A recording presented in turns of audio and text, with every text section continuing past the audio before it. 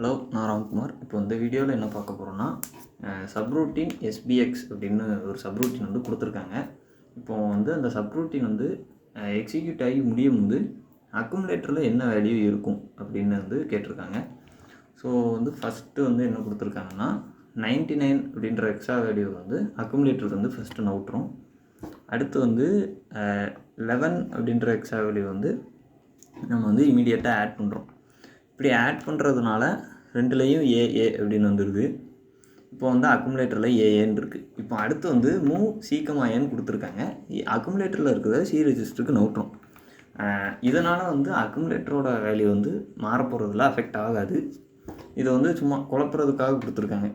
Move சீக்கமாயன்றது அக்குமுலேட்டரில் இருக்கிறத நம்ம சீக்கி நவுட்டுறோம். அடுத்து ரிட்டர்ன் ஆகி மெயின் ப்ரோக்ராமுக்கு போகுது. இப்போ இந்த சப்ரூட்டீன் முடியும் போது ஏயோட வேல்யூ அக்குமுலேட்டரோட வேல்யூ ஏஏ ஹெக்ஸா. அவ்வளோதான். தேங்க்யூ.